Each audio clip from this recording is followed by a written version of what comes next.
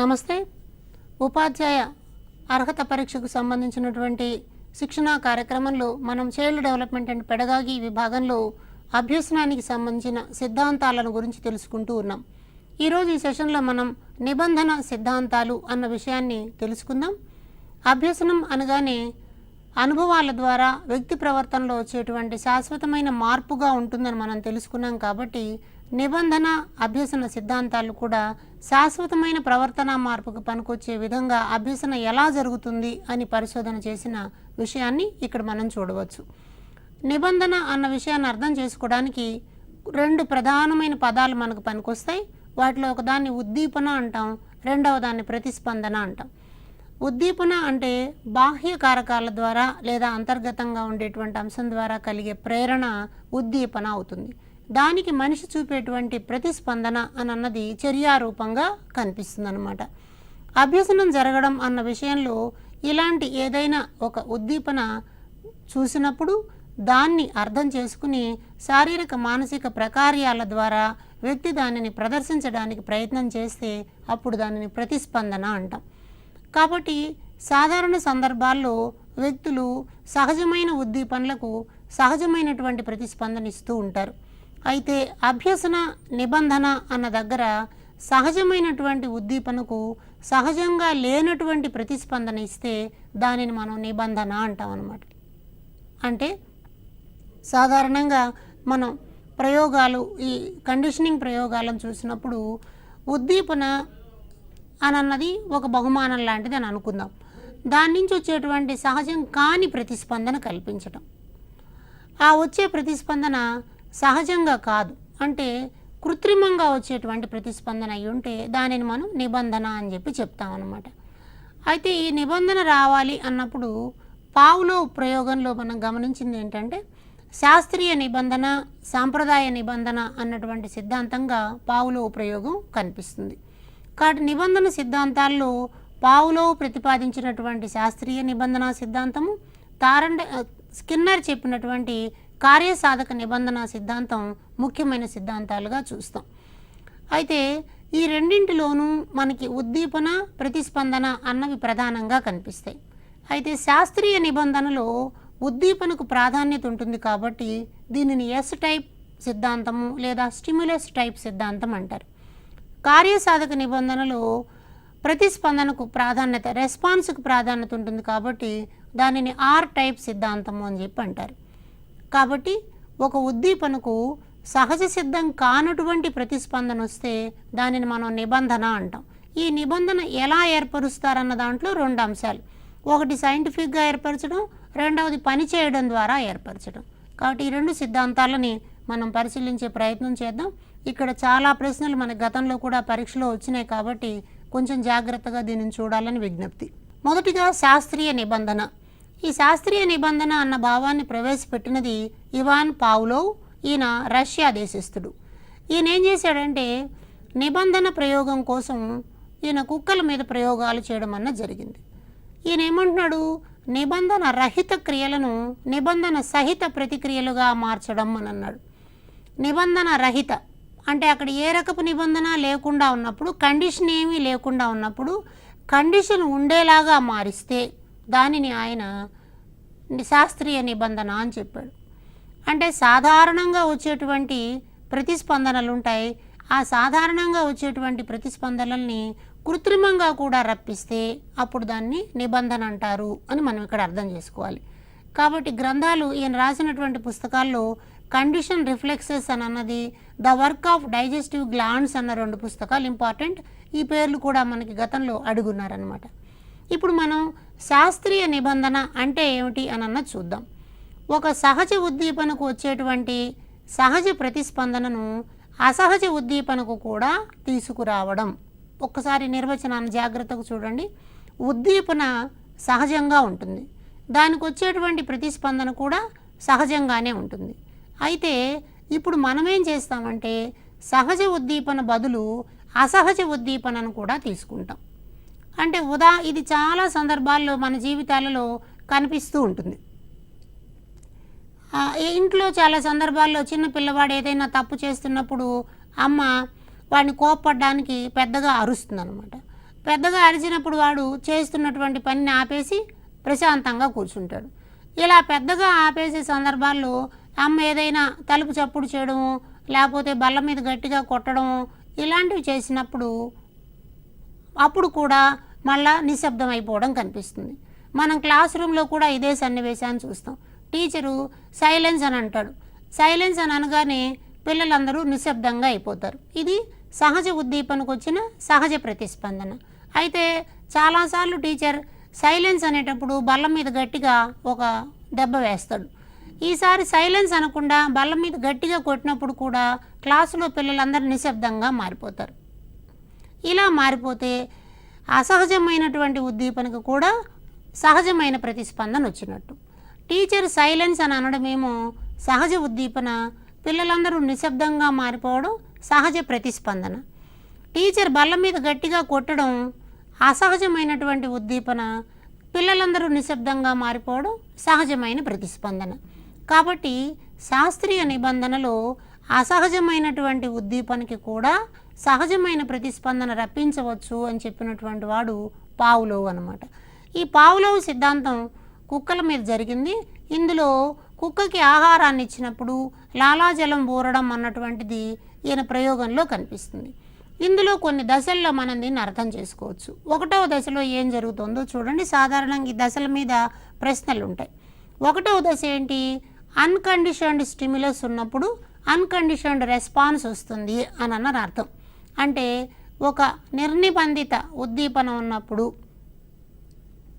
లేదా ఒక సహజ ఉద్దీపన ఉన్నప్పుడు సహజమైనటువంటి ప్రతిస్పందన రావడం, అన్కండిషన్డ్ స్టిమ్యులస్ రావడం. ఆహారం అన్నది సహజమైనటువంటి ఉద్దీపన, లేదా దాన్ని మనం నిర్నిబంధిత ఉద్దీపన అని కూడా అనొచ్చు. సాధారణంగా మనం ఆహారం ఇవ్వడం అన్నది సహజంగా ఉండేటువంటి ఉద్దీపన. ఆహారం ఇవ్వగానే కుక్కలో లాలాజలం రావడం అన్నది సహజమైన ప్రతిస్పందన. కాబట్టి సహజమైన ప్రతిస్పందనని ఇంకొక రకంగా నిర్నిబంధిత ప్రతిస్పందన అంటాం. అంటే నిబంధన లేని ప్రతిస్పందన. దీన్ని మనం అన్కండిషన్డ్ రెస్పాన్స్ అంటాం. 1వ దశలో పావ్లోవ్ ఏం గమనించాడు? ఆహారం ఇచ్చినప్పుడు లాలాజలం వస్తుంది, సహజ ఉద్దీపన ఉన్నప్పుడు సహజ ప్రతిస్పందన వస్తుంది, నిర్నిబంధిత ఉద్దీపన ఉన్నప్పుడు నిర్నిబంధిత ప్రతిస్పందన వస్తుంది, అన్కండిషన్డ్ స్టిమ్యులస్ ఉన్నప్పుడు అన్కండిషన్డ్ రెస్పాన్స్ వస్తుంది అని చెప్పాడనమాట. ఎగ్జామ్లో మనకి ఇలాంటి స్టేట్మెంట్స్ మీదనే క్వశ్చన్స్ వస్తాయి. పావ్లోవ్ ప్రకారం 1వ దశలో అంశము అంటాడు. 1వ దశలో అంశం ఇన్ని మాటలు చెప్పినా అవన్నీ ఒకటే. ఆహారానికి లాలాజలం రావడం అన్న అదే, అన్కండిషన్డ్ స్టిమ్యులస్కి అన్కండిషన్డ్ రెస్పాన్స్ అనొచ్చు, సహజ ఉద్దీపనకి సహజ ప్రతిస్పందన అనొచ్చు, నిర్నిబంధిత ఉద్దీపనకు నిర్నిబంధిత ప్రతిస్పందన అని కూడా అనొచ్చు. కాబట్టి మీరు నోట్బుక్లో జాగ్రత్తగా దీన్ని నోట్ చేసుకోండి. ఇక్కడ ప్రశ్న చాలా సులభంగా ఆన్సర్ చేయడానికి అవకాశం ఉంది. అలాగే 2వ దశను మనం గమనిద్దాం. ఈ 2వ దశలో అన్కండిషన్డ్ స్టిమ్యులస్కి అన్కండిషన్డ్ రెస్పాన్స్కి ముందుగా మరొక ప్రత్యేకమైన పరిస్థితి కలుస్తుందన్నమాట. ఆ ప్రత్యేకమైన పరిస్థితి గంట శబ్దం. ఆహారము అన్నది ఒక సహజమైన ఉద్దీపన, లాలాజలం అన్నది ఒక సహజమైన ప్రతిస్పందన. అయితే పావ్లోవ్ ఏం చేశాడు? ముందుగా ఒక గంట శబ్దాన్ని ఇచ్చాడు. ఆ గంట శబ్దము అని అన్నది అసహజమైన ఉద్దీపన, అంటే కండిషన్డ్ స్టిమ్యులస్. దానినే మనం నిబంధిత ఉద్దీపన. ఈ ప్రశ్న చాలాసార్లు డైరెక్ట్గా అడిగారు. పావ్లోవ్ ప్రయోగంలో 2వ దశలో నిబంధిత ఉద్దీపన అనగా అని అన్నారు. నిబంధిత ఉద్దీపన అంటే గంట శబ్దము. ఇది అసహజంగా ఉండేటువంటి అంశం, లేదా కండిషన్డ్ స్టిమ్యులస్ అంటాం. ఈ కండిషన్డ్ స్టిమ్యులస్ ముందుగా ఇచ్చి తర్వాత ఆహారాన్ని ఇచ్చాడు. అలా ఆహారాన్ని చూడగానే కుక్క లాలాజలాన్ని స్రవించింది. కాబట్టి ఒక అసహజమైన ఉద్దీపన తర్వాత సహజమైన ప్రతిస్పందన ఇచ్చినప్పుడు సహజమైన ప్రతిస్పందనే కలిగిందనమాట. కాబట్టి ఒక కండిషన్డ్ స్టిమ్యులస్కి అన్కండిషన్డ్ స్టిమ్యులస్ వెంటనే ఉండడం వల్ల అన్కండిషన్డ్ రెస్పాన్స్ రావడానికి అవకాశం జరిగింది. అయితే ఇది ముందు కుక్క గుర్తించలేకపోవచ్చు. కొన్ని ప్రయత్నాల మీదట గంట శబ్దానికి ఆహారానికి మధ్యలో ఉండేటువంటి సంబంధాన్ని ఆ కుక్క గుర్తిస్తుంది. అంటే గంట కొట్టడం ద్వారా ఆహారం పెడతారు అని కొంచెం అర్థం చేసుకోవడానికి 2వ దశలో అవకాశం కలిగిందనమాట. ఇప్పుడు 3వ దశకి చివరి దశకి చూద్దాం. 3వ దశలో మనకి ప్రధానంగా ఏం కనిపిస్తుంది? గంట శబ్దము అన్నది ముందుగా వినిపిస్తోంది. గంట శబ్దం వినిపించగానే కుక్క ఏమనుకుంటుంది, ఇప్పుడు ఆహారం పెడతారు అన్న ఉద్దేశంతో లాలాజలం కార్చడం మొదలెట్టింది. కాబట్టి సహజంగా కుక్కలో ఉండేటువంటి లక్షణం ఏంటి, ఆహారం పెట్టినప్పుడు మాత్రమే లాలాజలాన్ని ఇవ్వడం. కానీ ఈ అభ్యసనం జరిగిన తర్వాత ఏమైపోయింది, గంట శబ్దానికి కూడా లాలాజలాన్ని ఇవ్వడం అన్నది జరిగిందనమాట. కాబట్టి గంట శబ్దము అని అన్నది ఒక నిబంధిత ఉద్దీపన అయితే దానికి అసహజమైనటువంటి ప్రతిస్పందనగా నిబంధిత ప్రతిస్పందనగా లాలాజలం వచ్చింది. కాబట్టి ఇప్పుడు నిబంధిత ఉద్దీపన నిబంధిత ప్రతిస్పందనకి దారితీస్తుంది అన్నమాట. అందుకని దీన్ని మనం కండిషన్డ్ స్టిమ్యులస్కి కండిషన్డ్ రెస్పాన్స్ వచ్చింది అని చెప్పి 3వ దశలో చెప్తాం. ఒకసారి ఇక్కడ స్క్రీన్ మీద చూడండి 3 రకాల దశల మధ్య ఉండే సంబంధాన్ని. అన్కండిషన్డ్ స్టిమ్యులస్కి అన్కండిషన్డ్ రెస్పాన్స్ రావడాన్ని మొదటి దశ అంటాం. కండిషన్డ్ స్టిమ్యులస్ తర్వాత అన్కండిషన్డ్ స్టిమ్యులస్ ఇస్తే అప్పుడు కూడా అన్కండిషన్డ్ రెస్పాన్సే వస్తుంది, దానిని మనం 2వ దశ అంటాం. 3వ దశలో కండిషన్డ్ స్టిమ్యులస్కి కండిషన్డ్ రెస్పాన్స్ వస్తే దాన్ని మనం 3వ దశ అంటాం. ఈ 3వ దశ వచ్చేసరికి అభ్యసనం జరిగింది అని అర్థమవుతుంది. అంటే ఆహారాన్ని చూడగానే లాలాజలం ఇచ్చేటువంటి కుక్క గంట శబ్దానికి కూడా లాలాజలం ఇవ్వడం అని అన్నది కండిషన్డ్ అనమాట. దీనిని మనం శాస్త్రీయ నిబంధన అంటాం. ఇలాంటి ప్రయోగాన్ని చేసి పావ్లోవ్ అభ్యసన ఎలా జరుగుతుంది అని చెప్పాడు. దాంతోపాటు ఈయన ఏం చేశాడంటే కొన్ని అభ్యసన సూత్రాలను కూడా ప్రతిపాదించాడు. వీటిని మనం నిబంధిత అభ్యసన సూత్రాలు అంటాం. ఈ కండిషన్డ్ లెర్నింగ్ అంటే గంటకు ఆహారానికి మధ్యన ఒక కండిషన్ ఏర్పాటు చేశాడు, తద్వారా లాలాజలం రావడం అన్నది జరిగింది. వీటిలో ఈయన ప్రధానంగా చెప్పేది ఏంటంటే పునర్బలన సూత్రము అంటాడు. పునర్బలనము అంటే ఒక అంశంలో పని చేసినప్పుడు మంచి ఫలితాలు వస్తూ ఉంటే ఆ పనిని మళ్ళా చేసేటువంటి ప్రయత్నం జరుగుతుంది. కాబట్టి సహజ ప్రేరణను పదే పదే ఇచ్చి నిబంధిత ప్రతిస్పందనను రాబట్టడం. సహజ ప్రేరణను పదే పదే ఇవ్వడం అంటే గంట కొట్టగానే ఆహారాన్ని ఇవ్వడం, గంట కొట్టగానే ఆహారాన్ని ఇవ్వడం, గంట కొట్టగానే ఆహారాన్ని ఇవ్వడం, ఇలా చేయడం వల్ల పునర్బలనం జరిగింది. అంటే గంటకు ఆహారానికి మధ్యన పునర్బలనం జరిగింది కాబట్టి ఆహారానికి లాలాజలం ఇవ్వడం అలవాటైన కుక్క గంట శబ్దానికి కూడా లాలాజలం ఇవ్వడం జరిగింది. అలాగే విలుప్తీకరణం అంటాం. విలుప్తీకరణము అంటే ఆగిపోవడం లేదా మర్చిపోవడం. సహజ ఉద్దీపన తర్వాత మనం కానీ నిబంధిత ప్రతిస్పందన వచ్చేలాగా చర్య తీసుకోలేకపోతే నిబంధిత ప్రతిస్పందన ఆగిపోతుంది. అలా ఆగిపోతే దాన్ని మనం విలుప్తీకరణం అంటాం. అంటే గంట కొట్టిన తర్వాత ఆహారం ఇవ్వడం అలవాటైపోయింది. ఈసారి గంట కొట్టాం, ఆహారం ఇవ్వలేదు, అయినా కూడా లాలాజలం వస్తుంది. తర్వాత మళ్ళీ గంట కొట్టాం, ఆహారం ఇవ్వలేదు, అయినా లాలాజలం వస్తుంది. 2-3 సార్లు జరిగిన తర్వాత ఈసారి ఆహారం రాదు కాబట్టి అది లాలాజలాన్ని ఇవ్వడం మానేస్తుంది అన్నమాట. కాబట్టి సహజ ఉద్దీపన పదే పదే జరగకపోతే నిబంధిత ప్రతిస్పందన ఆగిపోతుంది అని అన్నది ఇక్కడ మనం గమనించాల్సిన అంశం అన్నమాట. దీన్ని విలుప్తీకరణం అంటాం. అలాగే ఆయత్న సిద్ధ స్వాస్థ్యము. ఆయత్న సిద్ధ స్వాస్థ్యము అంటే అనుకోకుండా రావడం అని అర్థం. ఒకవేళ విరమణ జరిగిపోయింది, మనం దాన్ని చాలా కాలం పాటు ఉపయోగించడం మానేసాం, కానీ హఠాత్తుగా ఆ సన్నివేశం వచ్చినప్పుడు మళ్ళా ప్రతిస్పందన రావడం అన్నది జరుగుతుందన్నమాట. అలాగే ఉద్దీపన సామాన్యీకరణము అంటారు. పోలిక కలిగినటువంటి వాటికి కూడా ప్రతిస్పందన ఇవ్వడం. ఉదాహరణకి గంట కొట్టినప్పుడు ఆహారాన్ని ఇస్తే లాలాజలం వచ్చింది. ఈ గంట కాకుండా ఈసారి ఏదో ఎలక్ట్రిక్ బజిల్ కొట్టాము లేదా సైకిల్ బెల్ కొట్టాము, ఇలాంటి వాటికి కూడా ప్రతిస్పందన వస్తే వాటిని పోలిక కలిగినటువంటి ఉద్దీపనలు అంటాం అన్నమాట. ఇలా జరిగితే దాన్ని ఉద్దీపన సామాన్యీకరణము అని చెప్తాం. అలాగే ఉద్దీపన విచక్షణ అంటారు. అంటే ఉద్దీపన విచక్షణ అంటే గంట శబ్దమే అయినప్పటికీ కూడా దానిలో సైకిల్ బెల్లో వచ్చేటువంటి శబ్దానికి మామూలు బెల్కి వచ్చేటువంటి శబ్దానికి తేడా ఉంటుంది. ఆ తేడాని గుర్తించి ఏ శబ్దానికి ప్రతిస్పందన ఇవ్వాలో దానికి మాత్రమే ఇస్తే దానిని మనం ఉద్దీపన విచక్షణ అంటాం. ఈ రకమైనటువంటి అభ్యసన సిద్ధాంతాలని మనం ఆ నియమాలని పావ్లోవ్ చెప్పాడు. అట్లాగే ఉన్నత క్రమ నిబంధన అని కూడా ఒకటి చెప్పాడు. అంటే ఉన్నత క్రమ నిబంధన అంటే కృత్రిమంగా ఉండేటువంటి దానికి కూడా ఇవ్వడం. ఇవన్నిటికీ మనకి తరగతి గది అన్వయాలు చాలా పెద్ద ఎత్తున కనిపిస్తాయి. కాబట్టి వాటి మీద ప్రశ్నలు రావడానికి అవకాశం ఉంది. పునర్బలనము అంటే మళ్ళా చేయించడం, సహజ ప్రేరణను పదే పదే ఇవ్వడం అని అన్నారు. అంటే ఉదాహరణకి ఒక అక్షర కార్డు, ఒక చిత్ర కార్డు ఉందనుకోండి. చిత్ర కార్డుని ప్రతిసారి చూపించడం ద్వారా ఉదాహరణకి కడవ అనేటువంటి కార్డును చూపించాం, కా అన్న అక్షరాన్ని చూపించాం. కా అన్న అక్షరం అర్థం కాదు, కడవ అన్నది బొమ్మ రూపంలో అర్థమవుతుంది. కాబట్టి ఇది సహజమైనటువంటి ప్రేరణ. కడవ కార్డును 5-6 సార్లు చూపించిన తర్వాత కా అన్న అక్షరాన్ని చూపించగానే ఈ కా అక్షరాన్ని కడవ కార్డుతో అసోసియేషన్ని పొందగలుగుతారు. ఇలాంటి దాన్ని మనం పునర్బలనము అంటాం. అలాగే ఒక్కొక్కసారి ఒకటి నేర్చుకుంటాం, అది చూపించడం మానేసిన తర్వాత ఈ రెండింటి మధ్య సంబంధాన్ని మర్చిపోతారు. అలా మర్చిపోతే దాన్ని విలుప్తీకరణము అంటాం అన్నమాట. ఒక్కొక్కసారి ఏమవుతుంది, నేర్చుకున్నది తిరిగి మళ్ళీ ఎప్పుడైనా వస్తుంది. ఉదాహరణకి సైకిల్ తొక్కడం. చిన్నప్పుడు ఎప్పుడో సైకిల్ తొక్కారు, తర్వాతి కాలంలో మనం సైకిల్ తొక్కడాన్ని మర్చిపోయాం.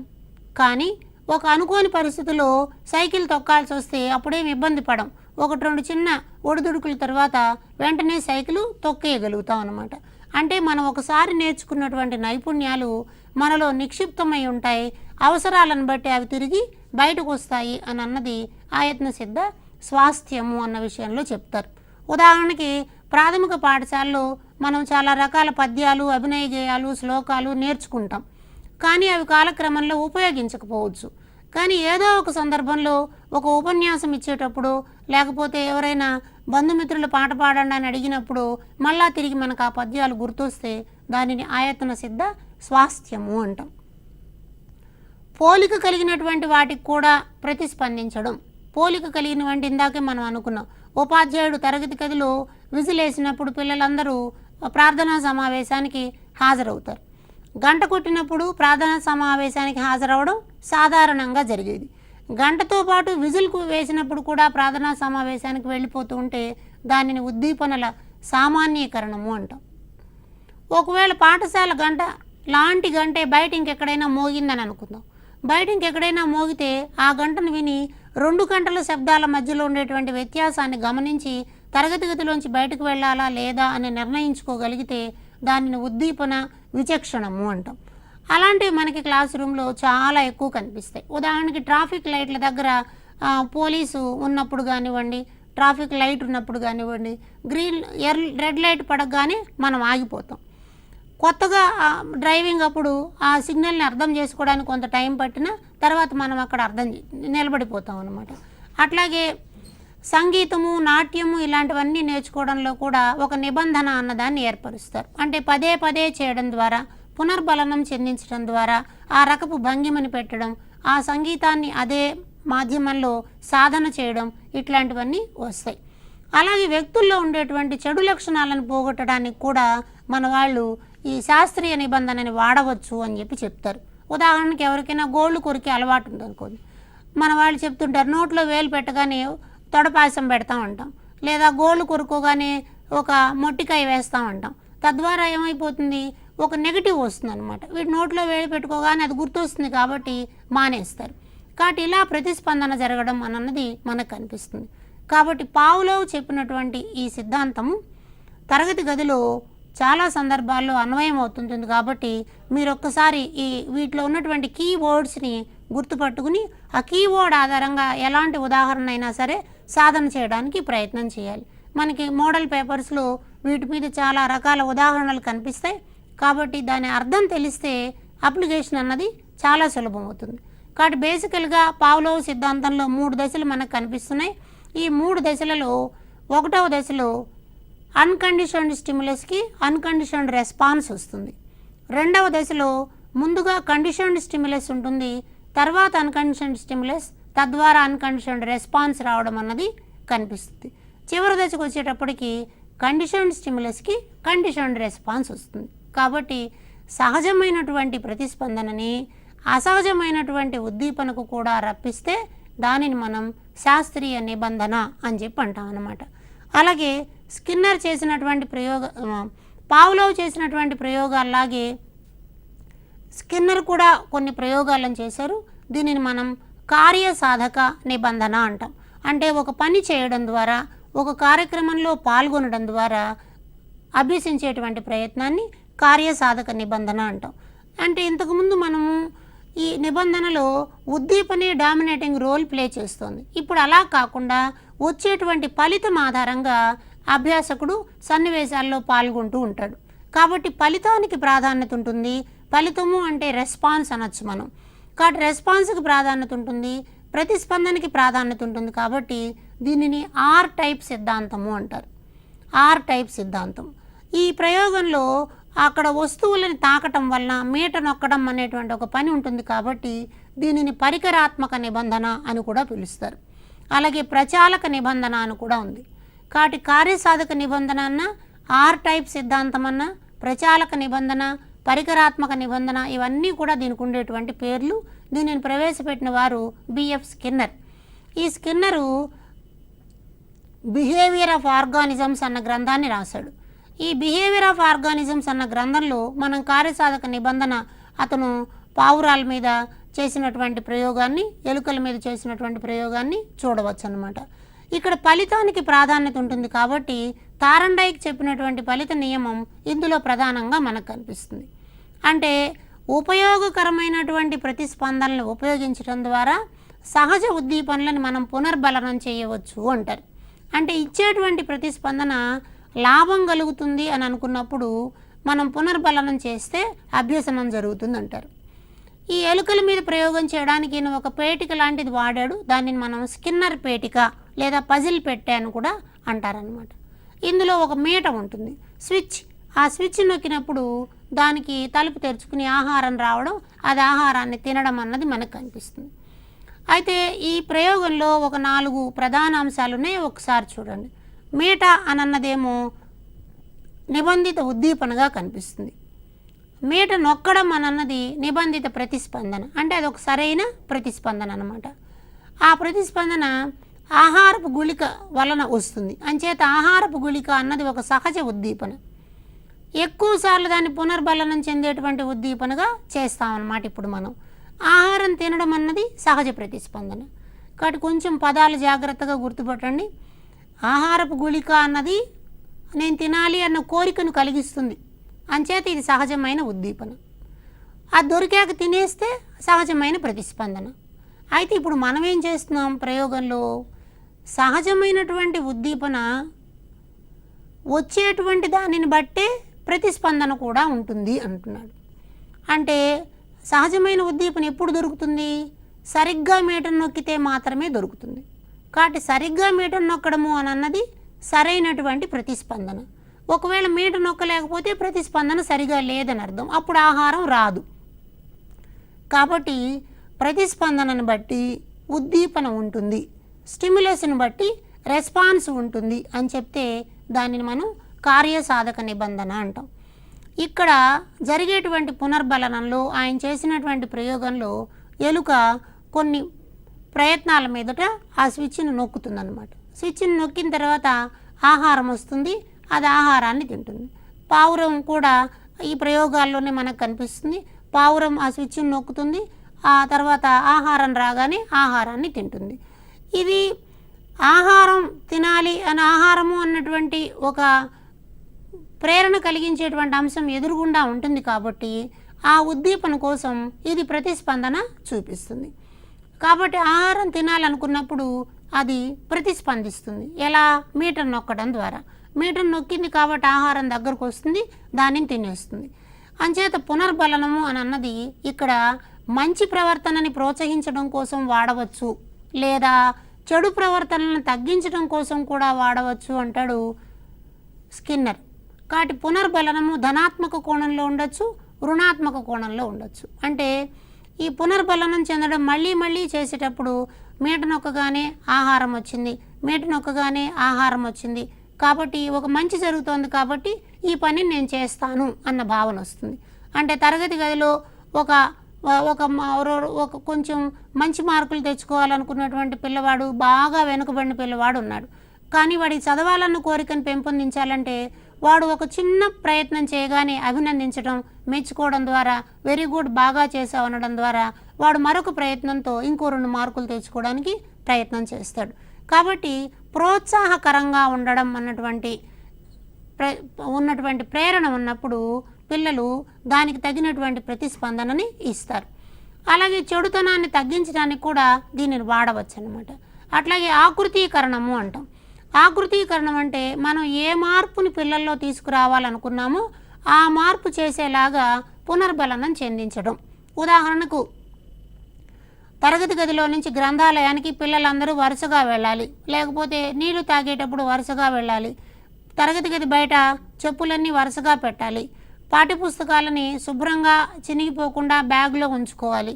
ఇలా ఏవైతే మనం మంచి పనులు అనుకుంటున్నామో ఆ మంచి పనులు చేసే సందర్భాలను ప్రోత్సహించడం ద్వారా, ఏ విద్యార్థి అయితే పుస్తకాలను నీట్గా ఉంచుకున్నాడో అతనికి ఒక స్టార్ ఇవ్వడం ద్వారా, పిల్లలందరూ లైన్లో వెళ్ళడాన్ని రోజు దాన్ని మనం ప్రాక్టీస్ చేయడం ద్వారా ఆ రకపు లక్షణాన్ని పొందుతారు. ఇలా పొందడాన్ని మనం ఆకృతీకరణము అంటాం. కాబట్టి స్కిన్నర్ ప్రయోగంలో మంచి అనుకున్నటువంటి దానిని పలుమార్లు చేయించి దాన్ని ప్రోత్సహిస్తున్నారు అన్నటువంటి దానివల్ల ఆ పనిని మళ్ళీ చేస్తారు. కాబట్టి పిల్లలు దాన్ని నేర్చుకుంటారు. కాబట్టి అభినందన, ప్రోత్సాహము అన్నది ధనాత్మకమైనటువంటి పునర్బలన అంశాలు. తద్వారా సహజమైనటువంటి ప్రతిస్పందన వస్తుంది. నేర్చుకోవడం ప్రతి వ్యక్తిలోనూ ఉండేటువంటి సహజమైన ప్రతిస్పందన. ఆ ప్రతిస్పందన బయటకు రావాలి అంటే మనము ఇచ్చేటువంటి ప్రేరణ బాగుండాలి అన్నది ఇక్కడ ముఖ్యమైన అంశం అన్నమాట. కాబట్టి ఈయన పునర్బలనానికి సంబంధించి కొన్ని నియమాలను చెప్పాడు. వాటిల్లో ఒకదాన్ని ఈ పునర్బలనం నిరంతరాయంగా ఉండాలి అంటాడనమాట. అంటే ప్రతి సరైన ప్రతిస్పందనకి పునర్బలనం ఇవ్వాలి. అంటే మనం తరగతి గదిలో పిల్లలు చేసే ప్రతి మంచి పనిని కూడా అభినందిస్తూ ఉంటే, ఇంట్లో పిల్లలు చేసే ప్రతి మంచి పనిని అభినందిస్తూ ఉంటే వాళ్ళు మళ్ళీ అదే పనిని చేయడానికి మొదలెడతారు. ఉదాహరణకి పిల్లలు ఉదయం నిద్ర లేవగానే దుప్పటి మడత పెట్టడం, ఒకవేళ దుప్పటి దుండు మడత పెట్టి సరి చేశారనుకోండి, అప్పుడు మనం అభినందించినట్లయితే ప్రతిరోజు ఆ పని చేస్తారు. కాబట్టి ఒక పని మంచిది అన్నప్పుడు దాన్ని నిరంతరం చేయడం. రెండవది పునర్బలనం, స్థిర కాల వ్యవధులలో పునర్బలనం ఇవ్వడం. అంటే ఒక స్పెసిఫిక్ ఇంటర్వెల్స్ అన్నమాట. ఫర్ ఎగ్జాంపుల్, ఒక పీరియడ్ జరుగుతున్నప్పుడు ఒక్కొక్క పని అయిపోగానే పునర్బలనంగా అభినందన ఇవ్వడం. ఉదాహరణకు ఒక కృత్యాన్ని చేశాడు, చేసిన వెంటనే ఒక పునర్బలనాన్ని ఇవ్వడం. అలాగే నోట్స్ రాశాడు, ఒక పునర్బలనాన్ని ఇవ్వడం. అలాగే సమాధానాలు చెప్పాడు, ఒక పునర్బలనాన్ని ఇవ్వడం. ఇట్లా నిర్దిష్ట కాల వ్యవధులలో కానీ చేసినట్లయితే దాన్ని స్థిర కాల వ్యవధి పునర్బలనం అంటాం. అలాగే స్థిర నిష్పత్తిలో ఇవ్వడం అన్నమాట, నిర్ణీత సంఖ్యలో. ఇది కూడా గుర్తుపెట్టుకుని ఒక నిర్దిష్ట కాల వ్యవధిలో ఇన్నిసార్లు పిల్లల్ని అభినందించాలి, ఇన్నిసార్లు పిల్లలకి గుర్తు చేయాలి అన్నదాన్ని చెప్తే దాన్ని స్థిర కాల వ్యవధి నిష్పత్తి అంటాం. ఉదాహరణకి మనం పరీక్ష హాల్లో చూస్తూ ఉంటాం, వాళ్ళు ప్రతి అరగంటకు ఒకసారి ఒక బెల్ మోగిస్తారు. మీకున్న 3 గంటల సమయంలో ఇప్పుడు 2 గంటలు అయిపోయింది అంటారు. కాబట్టి 2 గంటలు అయిపోయింది అనగానే మనం ఏం చేస్తాం, వేగంగా రాయడం మనలో ఉండేటువంటి సహజ ఉద్దీపనని బయటకు తీసుకొచ్చి దానిని ప్రదర్శించే ప్రయత్నం చేస్తామన్నమాట. అలాగే చరశీలమైనటువంటి పునర్బలనం, ఎప్పుడో ఒకప్పుడు, అంటే ప్రతిసారి ఇవ్వకుండా అప్పుడప్పుడు ఇట్లాంటి పునర్బలనం కలిగించినట్లయితే అది కూడా పిల్లల్లో ప్రోత్సాహాన్ని ఇచ్చి ముందుకు తీసుకుపోవడానికి పనికొస్తుంది అనమాట. ఇలా స్కిన్నర్ ఏం చేశాడంటే, ఒక పనిని నేర్చుకోవడం అన్నటువంటిది ఒక కార్యం చేయడం ద్వారా పూర్తవుతోంది కాబట్టి దీనిని నేను కార్యక్రమయుత అభ్యసనము అని అన్నాడు. ప్రోగ్రామ్డ్ లెర్నింగ్ అంటాం. ఈ ప్రోగ్రామ్డ్ లెర్నింగ్లో ఒక పెద్ద అంశాన్ని కూడా చిన్న చిన్న విభాగాలుగా చేస్తారు. వీటిని మనం చట్రాలు లేదా ఫ్రేములు అంటాం. ఒక ఫ్రేమ్ పూర్తయిన తర్వాత పునర్బలనం ద్వారా పిల్లలు 2వ ఫ్రేమ్లోకి వెళ్తారు. అంటే ఉదాహరణకి ఒక 5 వరుస లెక్కల పత్రం ఉందనుకుందాం, మొదటి వరుస లెక్కలు చేసేస్తారు. తద్వారా మా పిల్లలు ఇది సక్సెస్ అయిపోతారు, వెరీ గుడ్ అని టీచర్ అంటారు. తద్వారా వచ్చినటువంటి ప్రోత్సాహంతో 2వ ఫ్రేమ్లోకి వెళ్ళి అక్కడి లెక్కలను చేస్తారు. ఇవి కూడా సాధిస్తారు. సాధించడం ద్వారా పిల్లలు మంచి ప్రేరణ పొందుతారు. కాబట్టి తక్షణ పునర్బలనం అన్నది జరుగుతుంది. అయితే ఎక్కడైనా తప్పు చేస్తే అక్కడక్కడే స్వీయ మూల్యాంకనం చేసుకోవడానికి కూడా అవకాశం ఉంటుంది. కాబట్టి పిల్లవాడు ఎప్పుడు క్రియాత్మకంగా ఉంటాడనమాట. ఈ టోటల్ ప్రాసెస్లో పిల్లవాడు కేంద్రీకృతంగా ఉండడం అన్నది జరుగుతుంది. ఎవరికి వచ్చిన వేగంతో ఎవరి వైయక్తిక భేదాలతో వాళ్ళు నేర్చుకోవడానికి వీలవుతుంది. కాబట్టి కార్యక్రమయుత అభ్యసన విధానం అన్నది తరగతి గది బోధనలో వైయక్తిక భేదాల ఆధారంగా బోధన చేయడానికి, శిశు కేంద్రీకృత బోధనా పద్ధతులను అమలు చేసుకోవడానికి, పిల్లవాని వేగాలతో తను ఎంత వేగంతో నేర్చుకునేవాడో ఆ వేగంతో నేర్చుకోవడానికి, అలాగే ఎక్కడికక్కడ స్వీయ మూల్యాంకనం చేసుకోవడానికి అవకాశం కలిగే విధంగా తరగతి గది బోధనాభ్యసన ప్రక్రియలు ఉండాలి అని మనకి ఈ స్కిన్నర్ ప్రయోగం తెలియజేస్తుంది.